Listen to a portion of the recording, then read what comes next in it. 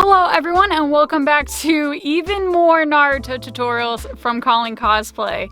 So today we're going to be making the leg warmers for Rock Lee or my guy from Naruto. Now these leg warmers happen to be their very own special obnoxious orange color, and I could not find any fabric that matched this color. So that means we are going to have to dye some fabric first. So I'm starting with this white stretch fabric. This is exactly the same fabric as I used for the arm wraps for Rock Lee. I'm using the Rit Dye More synthetic dye. The fabric I am using is a polyester type fabric, so we're going to want this dye. So if you look at the instructions on the back, you have to do this on a stove top and keep it at a high temperature while you are dyeing. This is a pot from Walmart and it's been advertised to be able to contain at least 120 tamales. And I said that is rather impressive. The very first thing I'm going to do is just get our fabric damp. Get it nice and wet so it can be ready for dyeing. Then I'm going to take my pot with 120 tamale capacity and I'm going to fill it up with some water, just enough that the 2 yards of fabric can be submerged in the pot. Then I'm going to shake the dye. I'm going to add about half of the dye container. Then it asks to add 1 teaspoon of liquid dish detergent, so I added a little bit of that as well.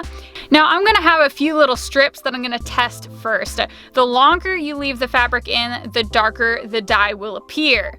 So I had a few different tests. I left one in for about 10 minutes and another in for about 20 minutes, and I just kind of let those dry. They do appear lighter after drying, so that's something to keep in mind as well. The dye I got is in the color Apricot Orange.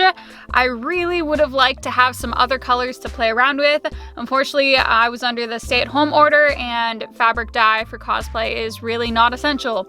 I would have probably also gotten a yellow dye or a darker burnt orange dye. So I dumped the whole 2 yards of fabric into the pot.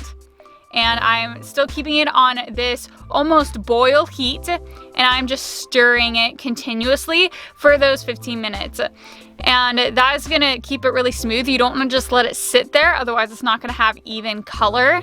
I removed the 2 yards of fabric from the pot and I was able to wash out any of the excess dye and let it just air dry overnight. And now we have a fabric that is hopefully a color to your liking. This is what we're going with for this video.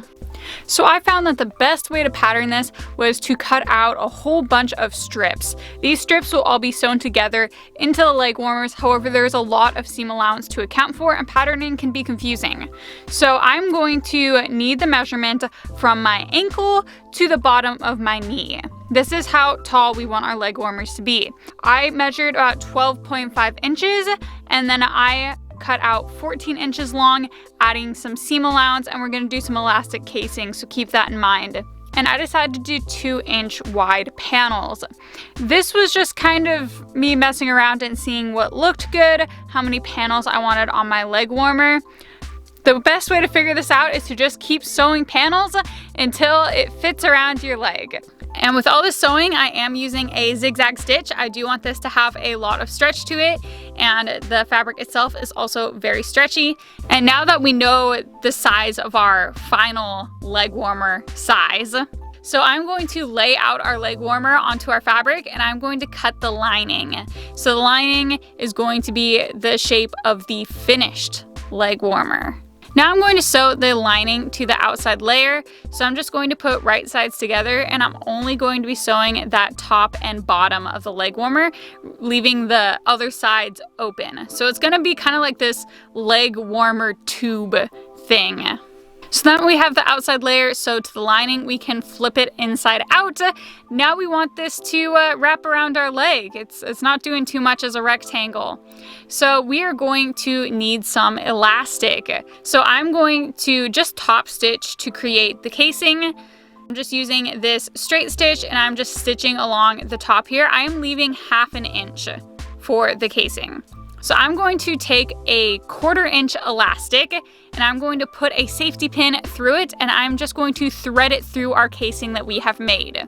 Now this elastic should be accurate to your calf measurement and your ankle measurement. The ankle elastic is going to be smaller than the calf, and you're going to finally see this kind of shape of going from larger to smaller for your leg warmer. And now we only have one seam left. So we are going to sew this together. Make sure that you sew together all the elastic casing, all the elastic pieces. Make sure it all gets into this final seam. You can trim off any excess fabric if you would like. Flip it inside out. And then your leg warmer is done. So if you have any questions, please leave them in the comment section down below and I will get back to you as soon as possible. Thank you so much for watching and I will see you all in the next video.